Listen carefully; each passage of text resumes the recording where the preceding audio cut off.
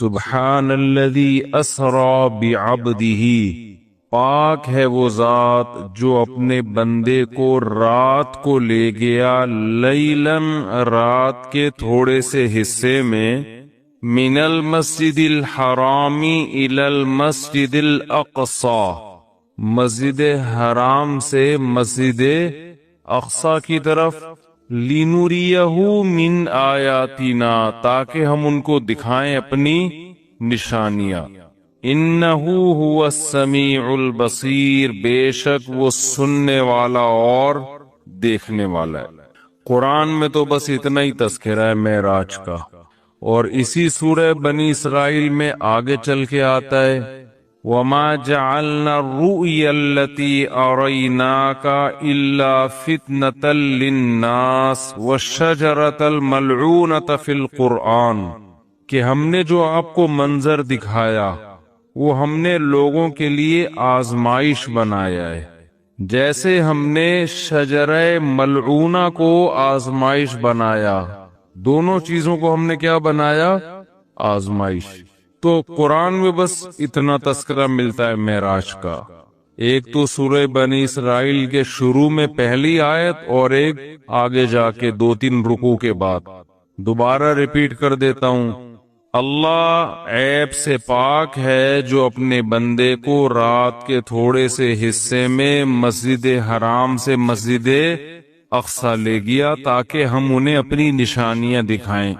اور اللہ نے دوسری جگہ فرمایا کہ ہم نے جو منظر آپ کو دکھایا، یہ منظر بھی اور شجرہ ملعونہ بھی، یہ دونوں لوگوں کے لیے آزمائش ہیں۔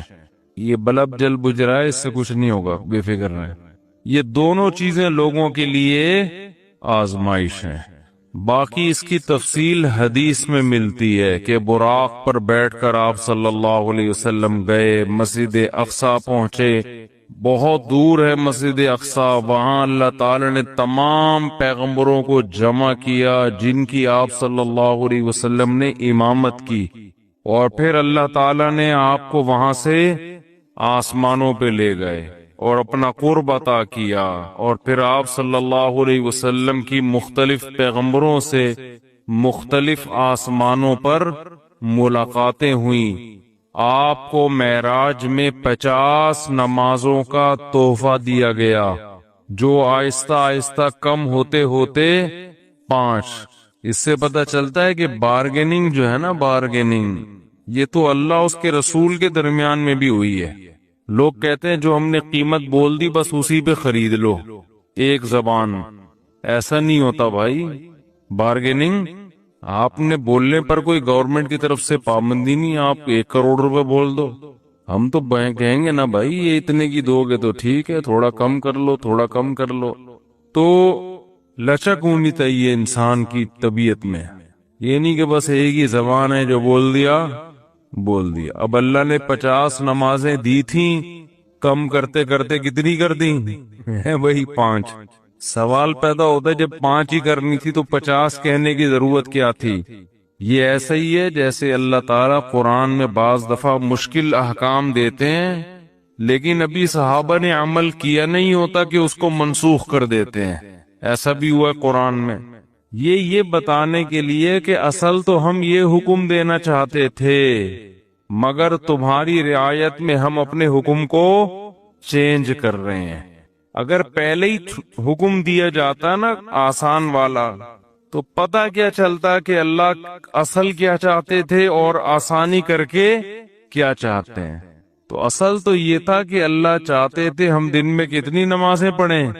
50 ٹائم، لیکن اللہ کو پتا تھا کہ یہ مشکل میں پڑ جائیں گے اور جہنم میں جانے والوں کی تعداد اور زیادہ بڑھ جائے گی، اس لیے اللہ نے کہا کہ میں تمہاری رعایت کرتا ہوں۔ جیسے بیوہ عورت کو نکاح کے پیغام سے اللہ نے منع کیا، لیکن اللہ نے فرمایا اللہ کو پتا ہے تم باز نہیں آؤ گے تو اشارتاً پیغام بھیج سکتے ہو، وہ اس زمانے کی بات ہے۔ تو اسی طرح قرآن میں آتا ہے کہ ہم حکم دے رہے ہیں کہ جب نبی کی محفل میں جاؤ تو پہلے کچھ صدقہ دیا کرو، پھر اللہ نے فرمایا اَأَشْفَقْتُمْ أَن تُقَدِّمُوا بَيْنَ يَدَيْ نَجْوَاكُمْ صَدَقَةً، تم ڈرتے ہو کہ ہر چیز میں پہلے صدقہ دینا پڑے گا، چلو معاف کیا، نہیں دو صدقہ، ٹھیک ہے نا؟ تو یہ قرآن کی عادت ہے، اس سے اللہ کی رحمت کا پتہ چلتا ہے، اور یہ بھی کہ اسلام کے احکام میں بھی اللہ نے ہمیں یہ بتایا ہے کہ میں بھی تمہاری طبیعت کا، تمہاری کمزوری کی رعایت کرتا ہوں۔ تو جب اللہ ہماری رعایت کر کے احکام دے رہے تو ہمیں بھی اپنے ماتحتوں کا خیال بولو کرنا چاہیے۔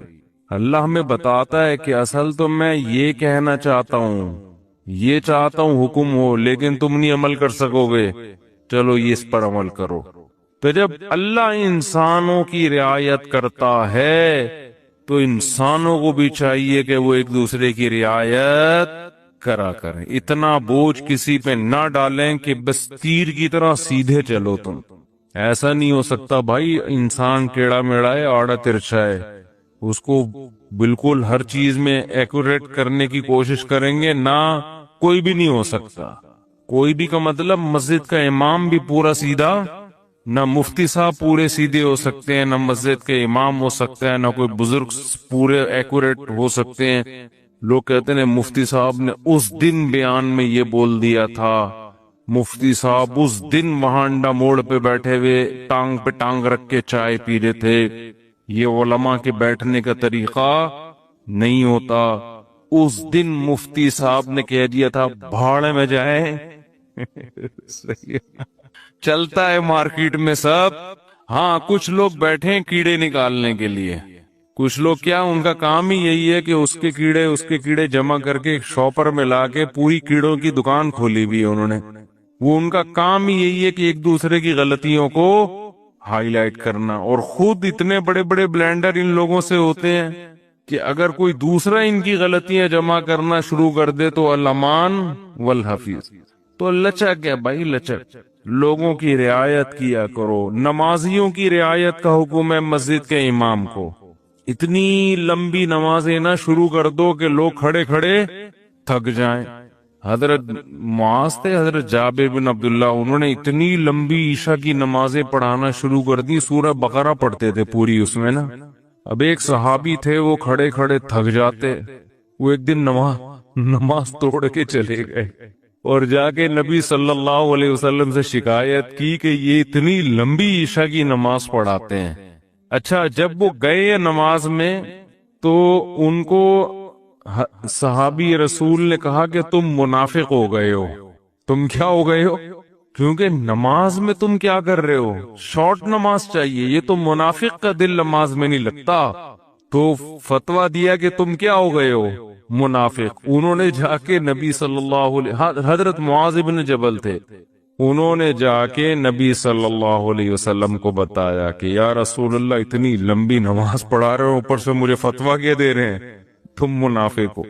تو آپ صلی اللہ علیہ وسلم نے حضرت معاذ کو بلایا، افتان انت یا معاذ، اتنا غضبناک ہوئے، اے معاذ تم لوگوں کو فتنوں میں ڈال رہے ہو، نماز سے، یعنی تم تو ان کو آزمائش میں ڈال رہے ہو کہ نماز سے ان کے دل میں نماز کی نفرت پیدا کر رہے ہو، اور پھر آپ نے ان سے امامت چھین لی، اور پھر تھوڑے دنوں بعد واپس امامت دے دی ان کو، یعنی تنبیہ کے لیے۔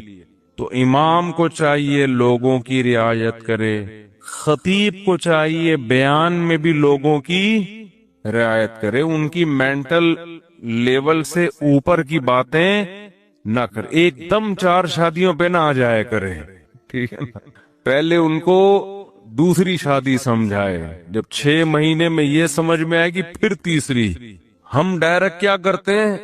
تو اس پہ لوگ کہتے ہیں یار یہ پتہ نہیں کس قسم کی باتیں کرتا ہے۔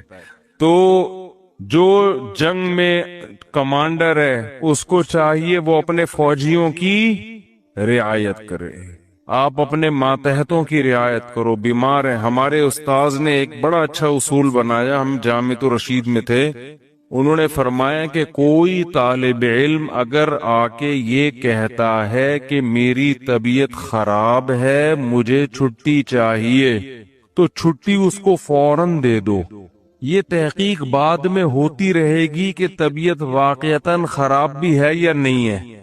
وجہ اس کی یہ کہ امکان ہے کہ ٹوپی کر رہا ہو، امکان ہے اس بات کا کہ ہو سکتا ہے جھوٹ بول رہا ہو، لیکن اس کا بھی امکان ہے کہ ہو سکتا ہے سچ بول رہا ہو۔ اب آپ نے بدگمانی کر کے کہ یار لگ تو رانی ہے شکل سے کہ بیمار ہے، چھٹی نہیں دی اور وہ واقعتاً ہے کیا بیمار ہے، تو کتنی مصیبت میں آئے گا کہ نہیں آئے گا؟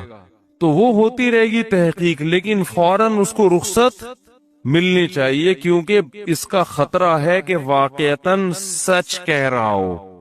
تو یہ بہت اہم پوائنٹ کی باتیں ہوتی ہیں، ہم لوگ ان چیزوں کا گھروں میں خیال نہیں کرتے، اپنے ماتحتوں کے ساتھ، ملازمین کے ساتھ، ہر ایک کے ساتھ جو ہے نا یہ خیال کرنا چاہیے کہ اس کی حیثیت سے زیادہ اس کے اوپر بوجھ نہ ڈالا جائے۔ خیر، اللہ تعالی نے اپنے حبیب صلی اللہ علیہ وسلم کو رات میں بلایا، تو میں یہ عرض کر رہا تھا کہ حدیث میں تفصیل بہت زیادہ ملتی ہے کہ آپ آسمانوں پر گئے، یوسف علیہ السلام سے ملاقات ہوئی، موسیٰ علیہ السلام سے ملاقات ہوئی، عیسیٰ علیہ السلام سے ملاقات ہوئی، ابراہیم علیہ السلام سے، اور پھر اللہ نے آپ صلی اللہ علیہ وسلم کو نمازوں کا تحفہ عطا فرمایا۔ تو یہ بہت احادیث میں اس کی تفصیل ملتی ہے، اور یہ سارے کام رات کے تھوڑے سے حصے میں ہوئے۔ پہلے تو میں اس بات کے تھوڑے سے دلائل دوں گا کہ یہ خواب نہیں تھا، یہ جاگتی حالت میں آپ کے جسم اطہر کے ساتھ ایک معجزہ تھا۔ غامدی صاحب کہتے ہیں یہ کیا تھا؟ خواب تھا۔ تو اب ہم غامدی صاحب کے دلائل بھی پیش کر دیتے ہیں اور پھر قرآن و سنت کے دلائل بھی۔ غامدی صاحب نے کہا ہے کہ رؤیا جو ہے نا عربی میں خواب کو کہتے ہیں۔ رؤیا کسے کہتے ہیں؟ خواب کو۔ جیسے سورہ یوسف میں ہے نا، وہ کیا تھا، انی رأیت احد عشر کوکبا، یوسف علیہ السلام نے کہا میں نے 11 ستارے دیکھے سجدہ کر رہے ہیں، تو ان کے ابا نے کہا لا تقصص رؤیا کا، اپنا یہ خواب کسی اور کو مت سنائیں۔ تو اس کو انہوں نے رؤیا سے تعبیر کیا ہے۔ کیا تعبیر کیا؟ رؤیا۔ تو یہی لفظ معراج کے بارے میں قرآن میں آتا ہے کہ اے نبی ہم نے آپ کے رؤیا کو، یہ جو رؤیا تھا نا، اس کو ہم نے لوگوں کے لیے ایک آزمائش بنایا ہے۔ تو غامدی صاحب کہتے ہیں کہ رؤیا کسے کہتے ہیں؟ خواب کو، جیسے سورہ یوسف میں۔ اس کا جواب یہ ہے کہ رؤیا اصل میں خواب کو نہیں کہتے، رؤیا اصل میں منظر کو کہتے ہیں، سین کو کہتے ہیں، اور خواب میں بھی ایک منظر نظر آتا ہے، اس لیے خواب پر بھی اس کا اطلاق کر دیا جاتا ہے، ورنہ اصل رؤیا کا معنی منظر، سین، کوئی بھی چیز آپ دیکھیں، چاہے جاگتی حالت میں یا خواب میں۔ قرآن مجید کی آیت تلاوت کی ہے، اللہ تعالی سے دعا ہے کہ اللہ تعالی صحیح طرح سے بات کہنے کی، سننے کی، سمجھنے کی اور پھر عمل کی توفیق عطا فرمائے۔ بقرعید بالکل قریب ہے کہ اللہ کی نظر میں سب سے زیادہ اہمیت اس چیز کی ہے کہ انسان کو میں نے اپنے لیے پیدا کیا، لہذا وہ سب سے زیادہ محبت مجھ سے کرے۔ سمجھ رہے ہیں؟ ہماری نظر میں اس کی اتنی ویلیو نہیں ہے۔ ہمارے ہاں پیٹ پہلے ہے، پیسہ، پیٹ، عزت، شہرت، شادی، ٹھیک ہے، بچوں کی بچے، پھر اسکول، پھر 2 سے زیادہ نہ ہو، یہ ایک مستقل ٹینشن ہے، تیسرا کیوں ہو گیا، ساس، بہو، داماد ستا رہے، جٹھانیاں، نندیں، یہ ہمارے مسائل ہیں۔ سمجھ رہے ہیں؟ اللہ کی نظر میں ان مسائل کی زیادہ اہمیت نہیں ہے۔ اچھا، میں اگر آپ لوگوں سے ایک سوال پوچھوں کہ اللہ کی نظر میں ان مسائل کی زیادہ اہمیت نہیں ہے، تو میرا بھی تو حق بنتا ہے نا کہ اتنے عرصے سے بیانات کر رہا ہوں تو میں امتحان لوں کہ ہمیں اللہ یہ بتاتا ہے کہ ان چیزوں کو زیادہ ویلیو مت دو، تو اس کی وجہ کیا ہے؟ تو اگر میں آپ سے پوچھوں بھئی بنگلہ، گاڑی، عزت، شہرت، یہ تو بڑی ویلیویبل چیزیں ہیں نا۔ اللہ کہہ رہے ہیں بھئی کچھ بھی نہیں ہے، کچھ بھی نہیں ہے یہ۔ تو کیوں، کیا دلیل کیا ہے اللہ کے پاس؟ نہیں، حیثیت نہیں ہے، یہ تو دعویٰ ہے نا، دلیل کیا ہے؟ جی نہیں، وہ نہیں، مزہ نہیں آیا، وہ بھی ٹھیک ہے، لیکن جو بار بار بیان میں ایک بات ہو رہی ہے، کیا بول رہا بھائی، کیا کہنا ہے؟ عارضی ہے، عارضی، اتنی سی بات ہے، ختم ہونے والی چیزیں ہیں۔ جو چیز آپ سے واپس لے لی جائے، دیکھو ایک گاڑی آپ کے پاس لینڈ کروزر ہے، بڑی خوبصورت بہترین گاڑی، غریب آدمی کو دے دی کسی نے۔ ہمارے محلے میں ایک دفعہ ایک صاحب آئے، وہ پتہ نہیں 400 سی سی یا 500 سی سی بائک تھی ان کے پاس، یہ 1000 سی سی کی ہوتی ہے نا، ہیوی انجن، 4 سیلنسر لگے ہوتے ہیں۔ تو میری عمر 14-15 سال تھی اس وقت، تو مجھے شوق تھا ہیوی بائکیں چلانے کا۔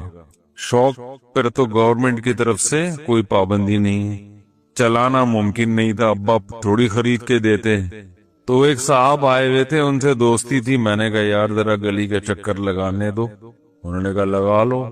ہم بیٹھے ہیوی بائک، بولو بھائی لوگ پوچھ رہے ہیں کس کی ہے، اب اگر میں کہوں میری ہے پھر تو زبردست بات ہو گئی، پھر کیا ہے بھائی، پھر تو ہمارے پاؤں زمین پہ اب لگیں گی نہیں، میری میری۔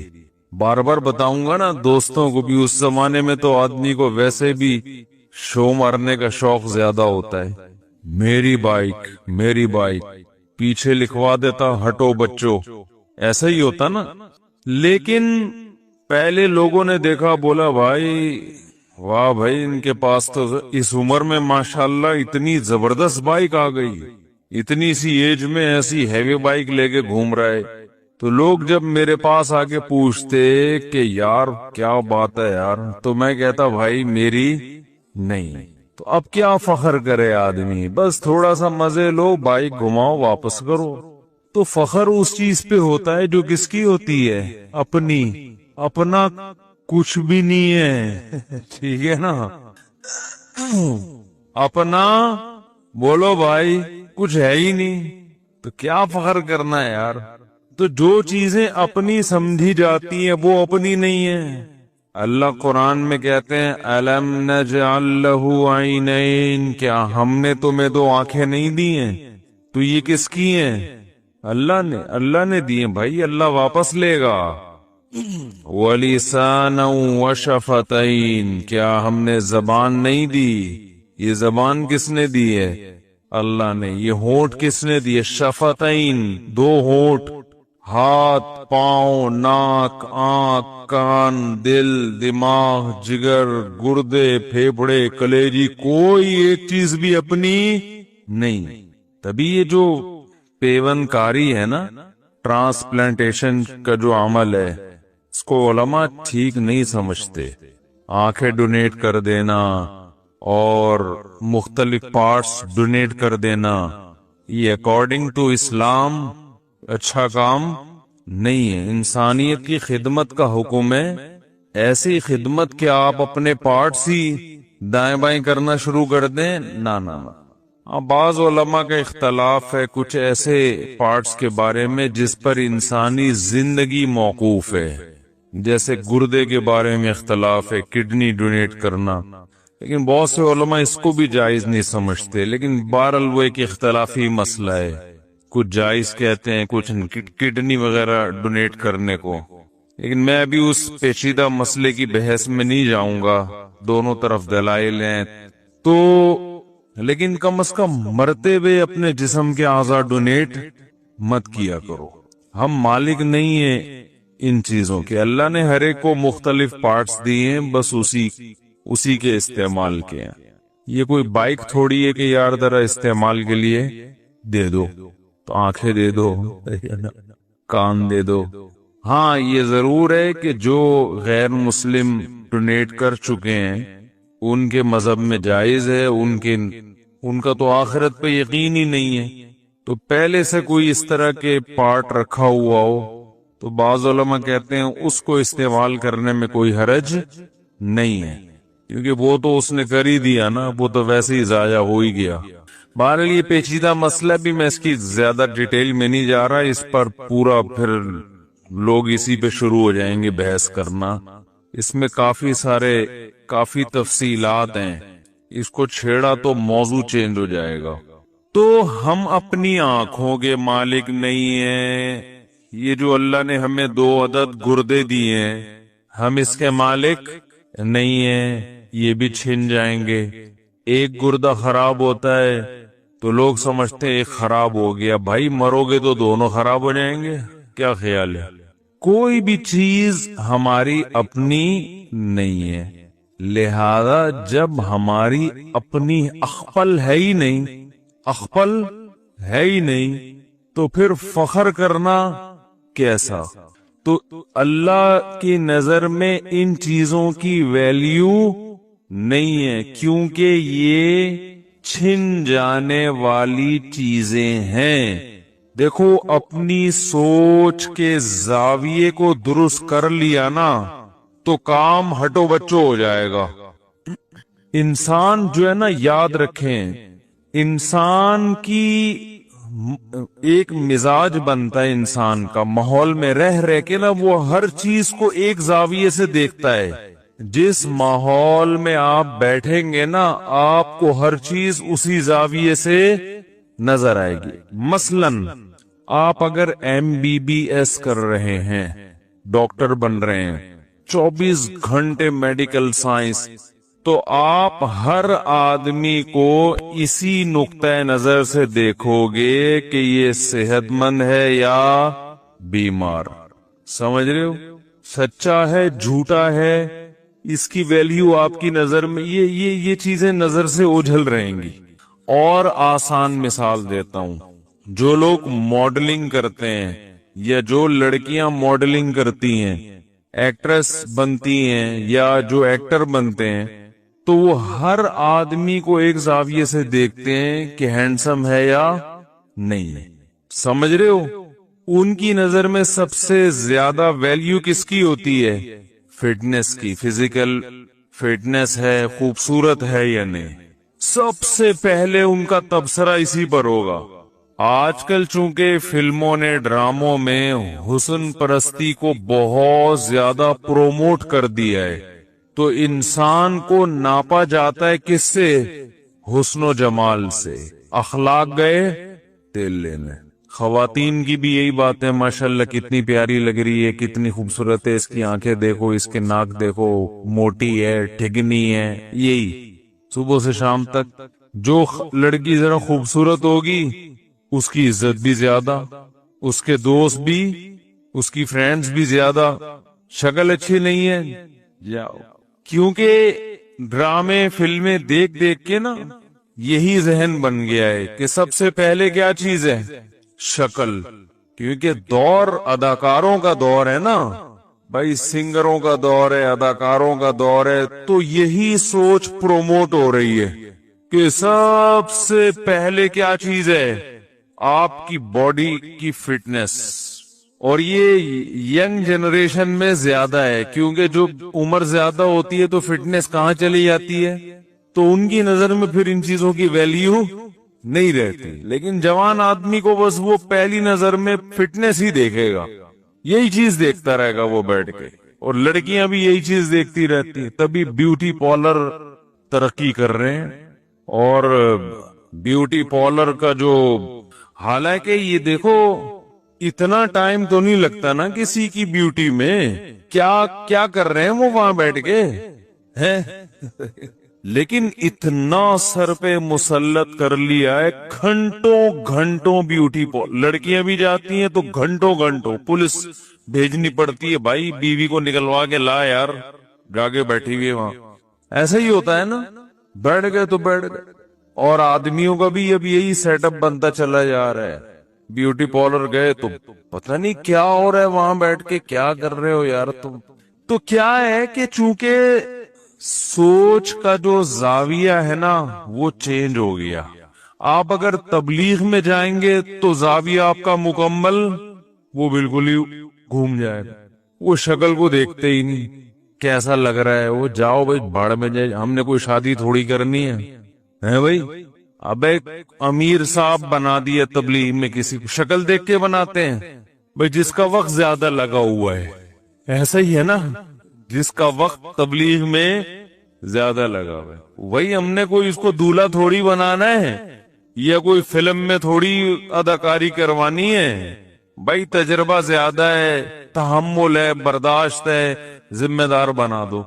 اب وہاں 24 گھنٹے آپ باتیں سنتے ہیں، اللہ سے ہوتا ہے، اللہ کی غیر سے نہیں ہوتا، دین آئے گا ہماری زندگی میں، ساری دنیا. تو آپ کی نظر میں یہ جو فزیکل فٹنس ہے اس کی ویلیو اتنی نہیں رہتی.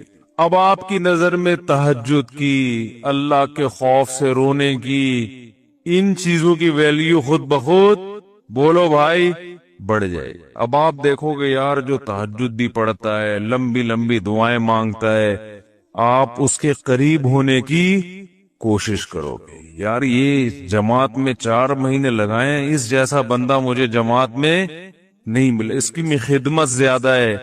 ایسا ہی ہوتا ہے کہ نہیں ہوتا ہے؟ علم زیادہ ہے اس کے پاس. جماعت میں آپ نکلو، کوئی عالم ہو نا تو لوگ اس کے قریب زیادہ آتے ہیں. علماء کا جتنا اکرام جماعت میں ہوتا ہے نا اتنا کہیں بھی نہیں ہوتا، وہ زیادہ آتے ہیں اس کے قریب.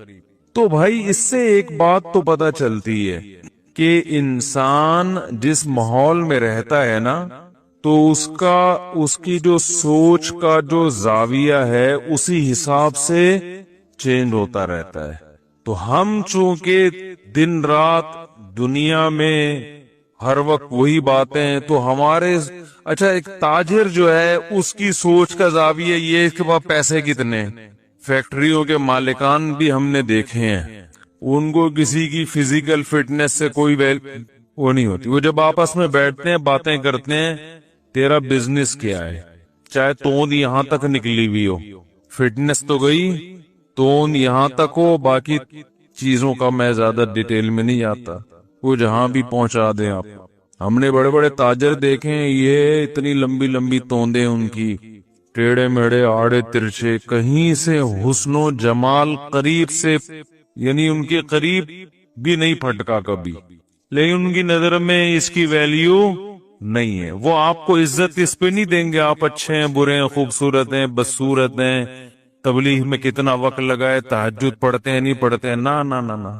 ہاں بھی تیرا بتایا کہ تیرا بزنس، میرے پاس سادی ٹاؤن کے پلاٹ ہے، تیرے پاس کہاں کے ہیں. یار میں تو ڈیفنس میں کھیل رہا ہوں، میں نہیں کھیل رہا، میں اس کی بات کر رہا ہوں. تو تیرے پاس اتنا سرمایہ، تیری اتنی ٹرانزیکشن ہے بینک. اچھا بینک والوں کی نظر میں اس کی ویلیو ہے کہ آپ کی ٹرانزیکشن کتنی. آپ بینک جاؤ، بہت خوبصورت ہو آپ، نور برس رہا ہے، چائے کا نہیں پوچھے گا، آپ پوچھے گا اس پہ ہے کہ آپ کو چائے پلائیں، وہ بولے گا یار اس کے اکاؤنٹ میں پیسے کتنے ہیں. اربوں روپے کی ٹرانزیکشن ہوتی ہے، کروڑوں کی ہوتی ہے، تو آپ کو فون کر کے کہے گا سر میں خود آ رہا ہوں آپ کے پاس، آپ کو یہاں آنے کی ضرورت بولو بھائی نہیں. کیونکہ وہ ان کا تو کام یہی ہے نا، ان کی نظر میں ویلیویبل آدمی وہ ہے جس کے اکاؤنٹ میں پیسے تگڑے پڑے ہوئے ہیں، حلال کیوں حرام کیوں، وائٹ منی ہو بلیک منی ہو، آپ کی بلا سے منی ہونا چاہیے، توند یہاں تک ہو، کوئی رمضان میں نشاط ہو. باقی کتنے رکھنے ہیں وہ ہر ایک کی صحت الگ ہے. اتنے تو اتنا ٹارزن تو کوئی بھی نہیں ہوتا کہ رمضان شعبان پورے 2 مہینے روزے رکھ کے پھر آگے سوری شعبان اور رجب میں پورے 2 مہینے روزے رکھے، پھر آگے اس میں طاقت ہو اور رمضان میں بھی رکھ لے، تو یہ اتنا اپنے آپ کو مصیبت میں ڈالنا ٹھیک نہیں ہے۔ آج کل صحتیں نہیں ہے لوگوں کی۔ میری 3 بیٹیاں ہیں اور ایک بیٹی مرتد ہو گئی ہے، اور اس کی ایک بیٹی بھی ہمارے لیے قرآن و حدیث کی روشنی میں کیا حکم ہے؟ حکم یہ ہے کہ اس سے تعلق بالکل ختم کر دیں۔ پہلے تو کوشش کریں کہ مرتد جس بیس پہ ہوئی ہے اس کو جو اشکالات ہیں ان اشکالات کا جواب دیں۔ اس کو کس نوعیت کے اشکالات ہیں؟ ہر فیلڈ کے ماہرین موجود ہیں الحمدللہ۔ جتنے بھی غیر مسلموں کے اعتراضات ہیں ان کے جوابات، بہت آسان جوابات ہیں، موجود ہیں، تو بچی کو آپ سمجھائیں، باز آ جائے ٹھیک ہے، نہیں تو اس سے قطع تعلق کر دیں ہمیشہ کے لیے۔ اس کا وراثت میں بھی شریعت میں کوئی حصہ نہیں ہے، اور